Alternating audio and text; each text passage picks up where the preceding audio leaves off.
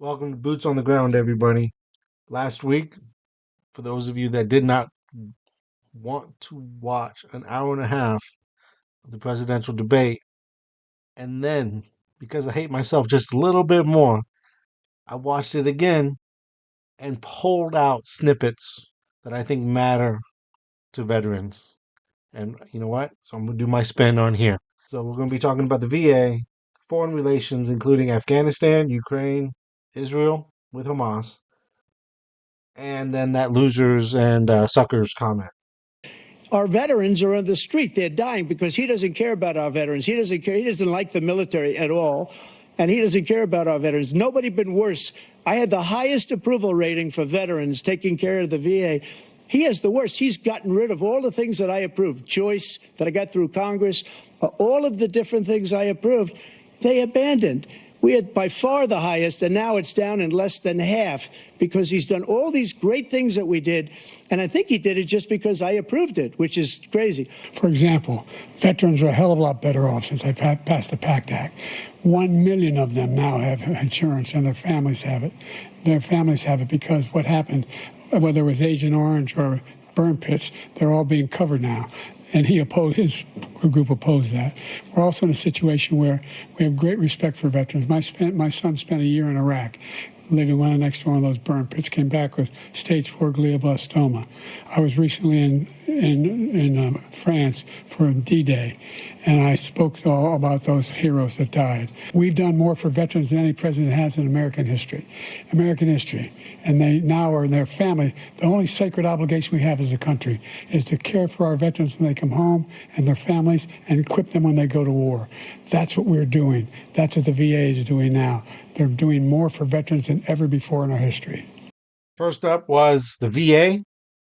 Both did a few things, said a few words, a little bit of jibber jabber, nothing too serious, but fundamentally, looking at their history with the VA, President Trump pushed the Choice Act, community care, which, as we know, at that time, the VA was really backed up with appointments. It was taking a lot of time for vets to get in and be seen. So that community care really opened it up for us so we can actually get an appointment at a reasonable time.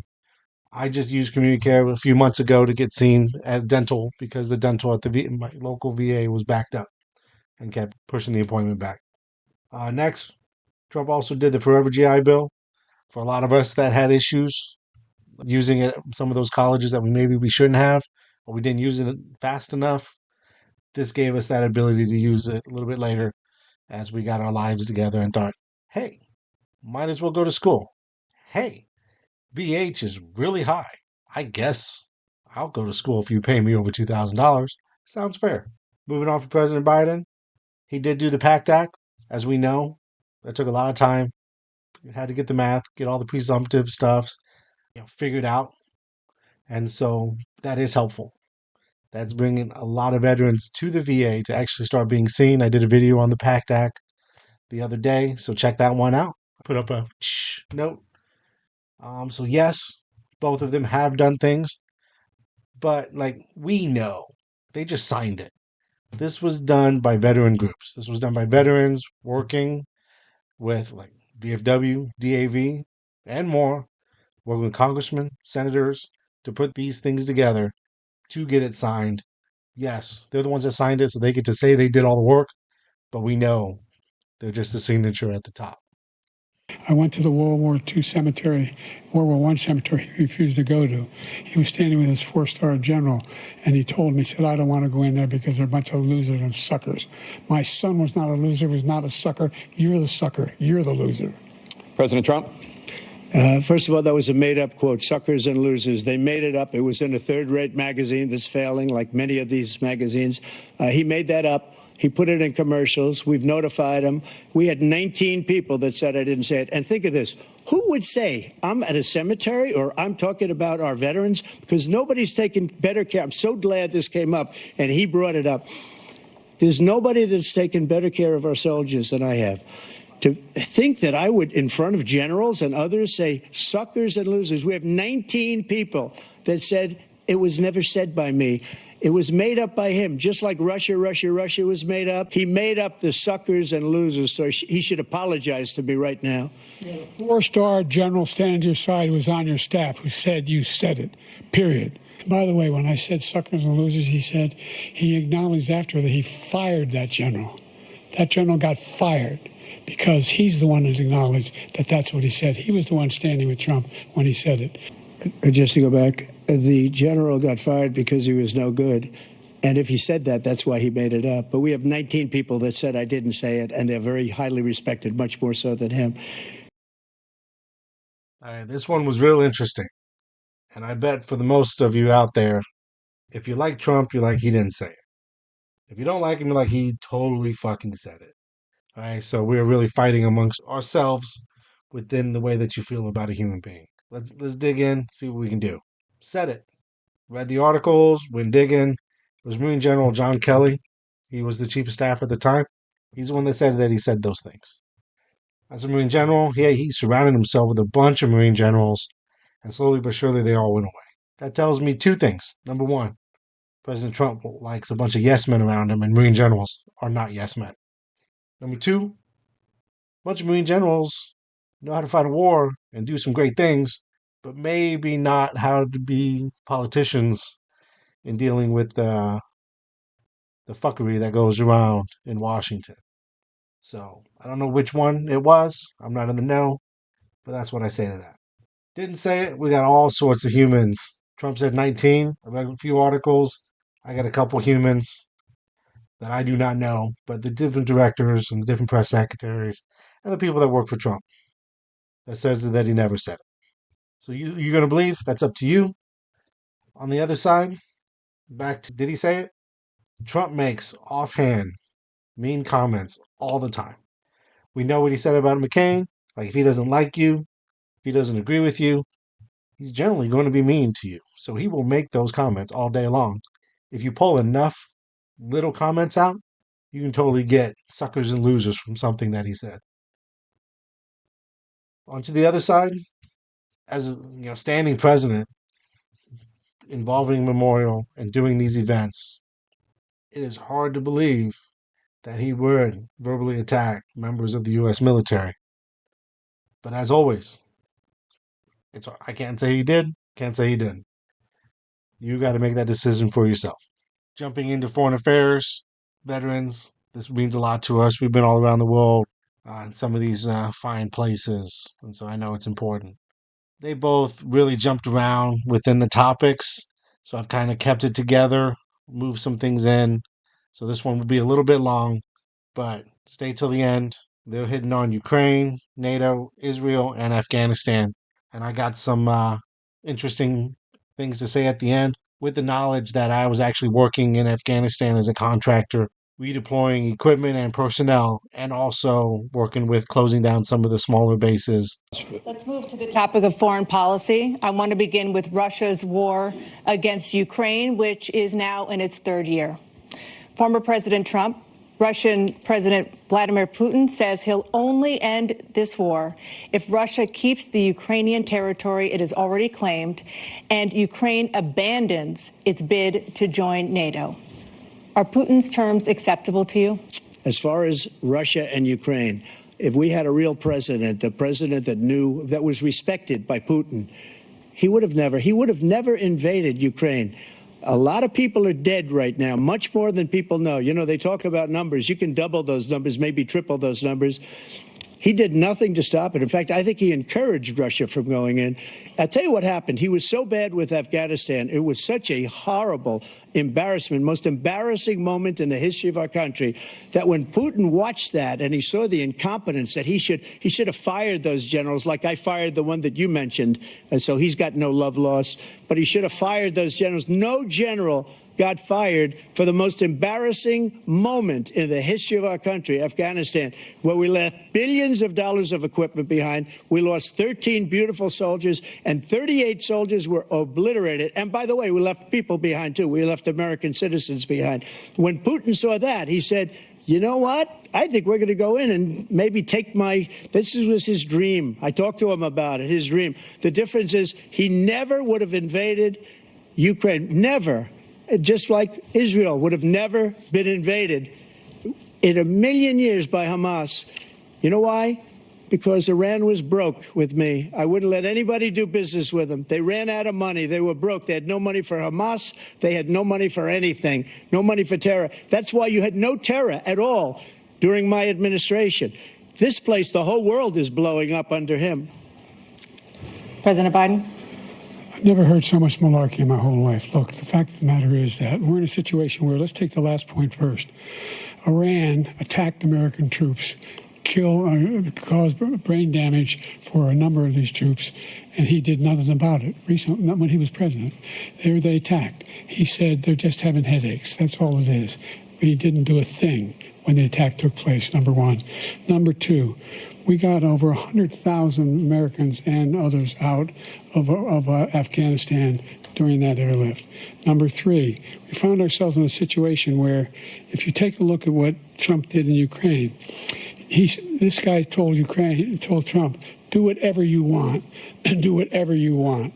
And that's exactly what Trump did to Putin, encourage him, do whatever you want. And he went in. And listen to what he said when he went in. He was going to take Kyiv in 5 days, remember? Because it's part of the old Soviet Union. That's what he wanted to reestablish. Kyiv, and he in fact didn't do it at all. He wasn't able to get it done, and they've lost thousands and thousands of troops, 500,000 troops. President Trump, I never said that. For 1 minute, I just want to go back to my original question, which is, are Putin's terms acceptable to you? Keeping the territory in Ukraine? Acceptable. No, they're not acceptable. But look, this is a war that never should have started. If we had a leader in this war, he led everybody along. He's given $200 billion now or more to Ukraine. He's given $200 billion. That's a lot of money. I don't think there's ever been anything like it. Every time that Zelensky comes to this country, he walks away with $60 billion. He's the greatest salesman ever. And I'm not knocking him. I'm not knocking anything. I'm only saying the money that we're spending on this war, and we shouldn't be spending, it should have never happened. I will have that war settled between Putin and Zelensky as president-elect before I take office on January 20th. I'll have that war settled. People being killed so needlessly, so stupidly, and I will get it settled, and I'll get it settled fast before I take office. President Biden, you have a minute. The fact is that Putin is a war criminal. He's killed thousands and thousands of people. And he has made one thing clear. He wants to reestablish what was part of the Soviet Empire, not just a piece. He wants all of Ukraine. That's what he wants. And then you think he'll stop there? Do you think he'll stop when if he takes Ukraine? What do you think happens to Poland? What do you think of Belarus? What do you think happens to those NATO countries? And so if you want a war, you ought to find out what he's going to do, because if in fact he does what he says and walks away, and by the way, all that money we give Ukraine are from weapons we make here in the United States. We give them the weapons, not the money at this point. And our NATO allies have produced as much funding for Ukraine as we have. That's why we're strong. Thank you. Moving on to the Middle East. In October, Hamas attacked Israel, killing more than 1,000 people and taking hundreds of hostages. Among those held and thought to still be alive are 5 Americans. Israel's response has killed thousands of Palestinians and created a humanitarian crisis in Gaza. President Biden, you've put forward a proposal to resolve this conflict, but so far Hamas has not released the remaining hostages, and Israel is continuing its military offensive in Gaza. So what additional leverage will you use to get Hamas and Israel to end the war? You have 2 minutes. Number one, everyone from the United Nations Security Council straight through to the G7 to the Israelis and Netanyahu himself have endorsed the plan I put forward, which has 3 stages to it. The first stage is trade the hostages for a ceasefire. Second phase is a ceasefire with additional conditions. The third phase is the end of the war. The only one who wants the war to continue is Hamas. Number one, they're the only ones standing out. We're still pushing hard to get them to accept. In the meantime, what's happened? In Israel, we're finding that the only thing I've denied Israel was 2,000-pound bombs. They don't work very well in populated areas. They kill a lot of innocent people. We're providing Israel with all the weapons they need and when they need them. And by the way, I'm the guy that organized the world against Iran when they had a full-blown intercontinental ballistic missile attack on Israel. No one was hurt. No one Israeli was accidentally killed, and it just stopped. We saved Israel. We are the biggest producer of support for Israel of anyone in the world. And so there are two different things. Hamas cannot be allowed to be continued. We continue to send our experts and our intelligence people as to how they can get Hamas like we did bin Laden. You don't have to do it. And by the way, they've been greatly weakened, Hamas, greatly weakened, and they should be. They should be eliminated. But you've got to be careful for using certain weapons among population centers. Just going back to Ukraine for 1 second. We have an ocean separating us. The European nations together have spent $100 billion, or maybe more than that, less than us.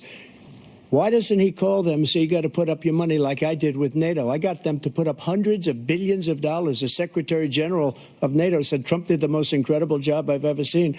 They wouldn't have any. They were going out of business. We were spending almost 100% of the money was paid by us. He didn't do that.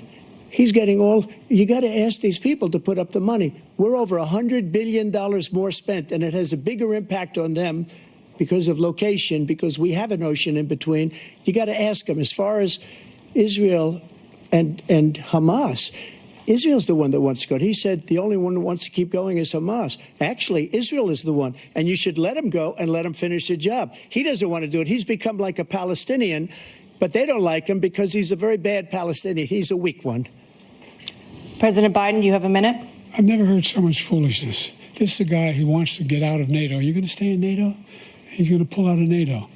The idea that we have, our strength lies in our alliances as well. It may be a big ocean, but we're ever able to avoid a war in Europe, a major war in Europe? What happens if, in fact, you have Putin continue to go into NATO? We have an Article 5 agreement. Attack on one is attack on all. You want to start the nuclear war he keeps talking about, go ahead. Let Putin go in and control Ukraine and then move on to Poland and other places. See what happens then. He has no idea what the hell he's talking about. And by the way, I got 50 other nations around the world to support Ukraine, including Japan and South Korea, because they understand that this kind of dislocation has a serious threat to the whole world peace. No major war in Europe has ever been able to be contained just to Europe. President Trump, just to follow up, would you support the creation of an independent Palestinian state in order to achieve peace in the region? I'd have to see, but before we do that, the problem we have is that we spend all the money. So they kill us on trade. I made great trade deals with the European nations because if you add them up, they're about the same size economically. Their economy is about the same size as the United States. And they were no cars, they don't want anything that we have, but we're supposed to take their cars, their food, their everything, their agriculture. I changed that. But the big thing I changed is they don't want to pay. And the only reason that he can play games with NATO is because I got them to put up hundreds of billions of dollars. I said, and he's right about this, I said, no, I'm not going to support NATO if you don't pay. They asked me that question, would you guard us against Russia, at a very secret meeting of the 28 states at that time, nations at that time. And they said, no, if you don't pay, I won't do that. And you know what happened? Billions and billions of dollars came flowing in the next day and the next months. But now we're in the same position. We're paying everybody's bills. His military policies are insane. They're insane. These are wars that will never end with him. He will drive us into World War III, and we're closer to World War III than anybody can imagine. We are very, very close to World War III, and he's driving us there. And Kim Jong-un and President Xi of China, Kim Jong-un of North Korea, all of these, Putin, they don't respect him. They don't fear him. They have nothing going with this gentleman, and he's going to drive us into World War III. You want a World War III, let him follow and win, and let Putin say, do what you want, NATO. Just do what you want. There's a thing called Article 5. An attack on one is an attack on all, and required response. And as far as Afghanistan is concerned, I was getting out of Afghanistan, but we were getting out with dignity, with strength, with power. He got out. It was the most embarrassing day in the history of our country's life. The other thing is, he doesn't fire people. He never fired people. I've never seen him fire anybody. I did fire a lot. I fired Comey because he was no good. I fired a lot of the top people at the FBI, drained the swamp. They were no good. Not easy to fire people. You'd pay a price for it, but they were no good. I inherited these people. I didn't put them there. I didn't put Comey there. He was no good. I fired him. This guy hasn't fired anybody. He never fires. He should have fired every military man that was involved with the Afghanistan horror show. The most embarrassing moment in the history of our country. So jumping in first, we're talking about NATO. I know Trump made the comment that we need to get the European countries in NATO to support more financially. So we got a snazzy little graph here that shows America is over 70 billion, and then other countries within NATO, Germany, France, United Kingdom, they're up there. But fundamentally, we're doing the most and there is an ocean between us. We have to remember a strong NATO is a huge deterrent in Europe and throughout the world. Now, I know I might have made fun of some of those NATO guys that I ran into with their pretty blue helmets and stuff. We all need alliances. So now let's dig into Ukraine. This is going to be interesting because this has got some views that I have that maybe not other people do. I remember Russia flexing on Ukraine multiple times when Trump was president, but they never pulled the trigger. So Trump's comment that the debacle in Afghanistan and arguably a weak president gave Russia the feeling that they could do whatever they want over there is arguably true. On the other side, we can't trust Putin to just stop with Ukraine. Very similar to Hitler when those maniacs in power take a little bit, they're going to take more. He wants all of Russia back. He wants to create the USSR. We know that. We need NATO. We understand those pieces.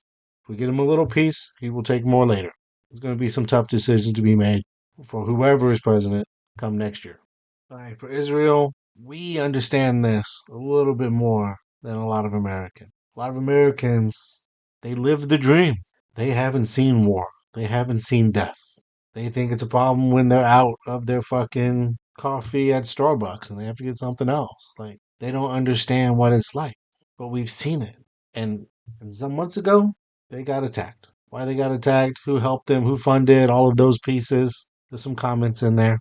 But I tell you what, if Canada would have jumped over and abducted 1,000 Americans and killed and butchered a bunch, I'm pretty sure we would have sent the Marines up into Canada and fucked some shit up. If you're watching this channel, you know what it's like. You've been places, you've seen things. Maybe you've done things that still haunt you. So support Israel, give them what they need. War is tough, war is hell.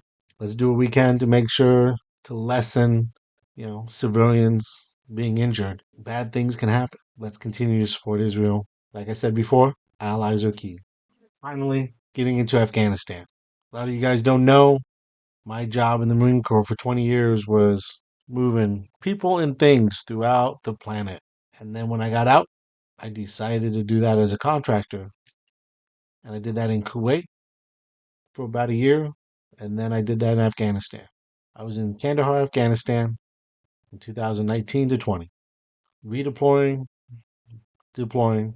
You can argue that maybe it wasn't a good idea to leave the Taliban alone for years. And so they were at full strength when we pulled out. What do you think they're going to do?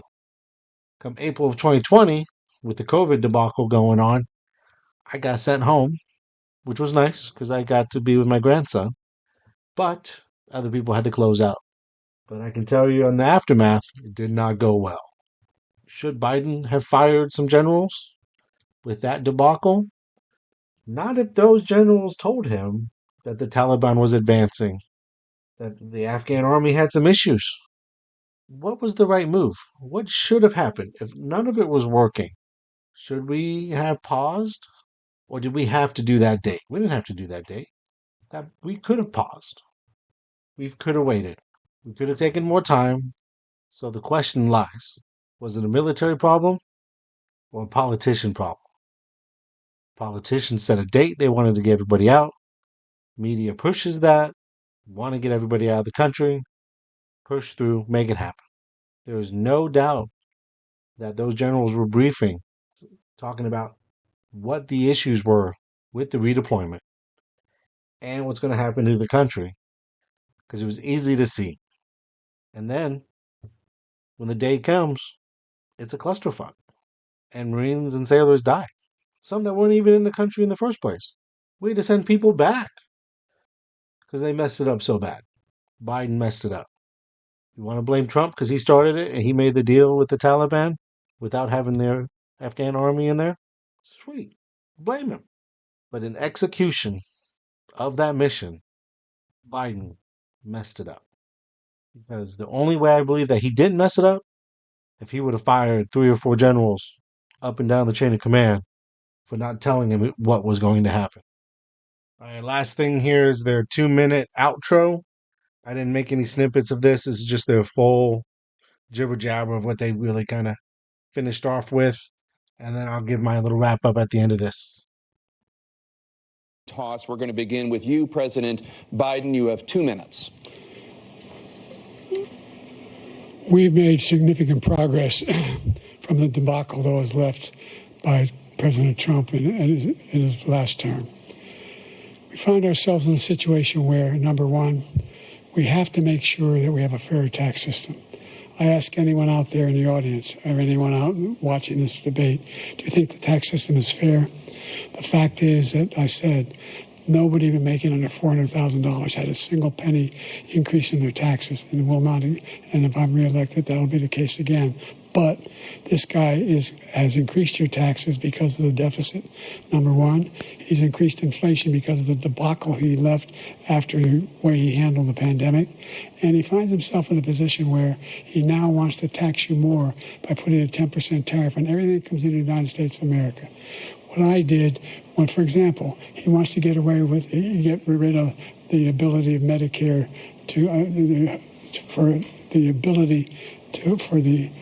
us to be able to negotiate drug prices with the big pharma companies. Well, guess what? We got it down to $35 for insulin instead of $400. No more than $2,000 for every senior, no matter how much prescription they need. You know what that did? That reduced the federal debt by $160 billion over 10 years because the government doesn't have to pay the exorbitant prices.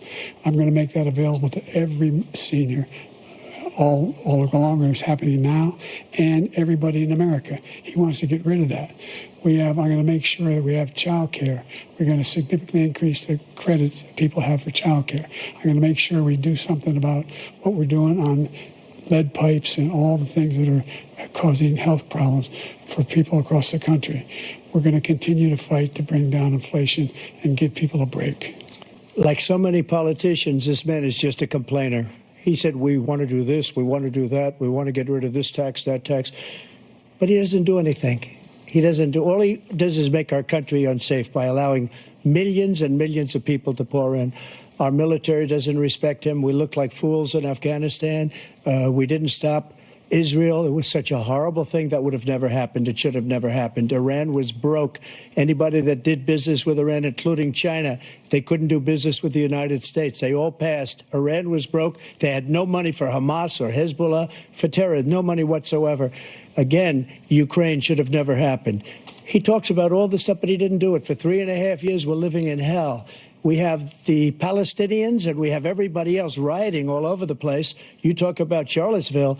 This is 100 times Charlottesville, 1,000 times. The whole country is exploding because of you, because they don't respect you, and they have to respect their president, and they don't respect you throughout the world. What we did was incredible. We rebuilt the military. We got the largest tax cut in history, the largest regulation cut in history. The reason he's got jobs is because I cut the regulations that gave jobs, but he's putting a lot of those regulations back on. All of the things that we've done, nobody's never seen anything like. Even from a medical standpoint, right to try, where we can try space-age materials instead of going to Asia or going to Europe and trying to get when you're terminally ill. Now you can go and you can get something. You sign a document. They've been trying to get it for 42 years. But you know what we did for the military was incredible. Choice for our soldiers, where our soldiers, instead of waiting for 3 months to see a doctor, can go out and get themselves fixed up and readied up and take care of themselves, and they're living. And that's why I had the highest approval rating in the history of the VA. So all of these things, we're in a failing nation, but it's not going to be failing anymore. We're going to make it great again. Thank you, former President Trump, President Biden. Stay with us because we have full analysis of this debate. Anderson Cooper and Aaron Burnett start. All right, that's it.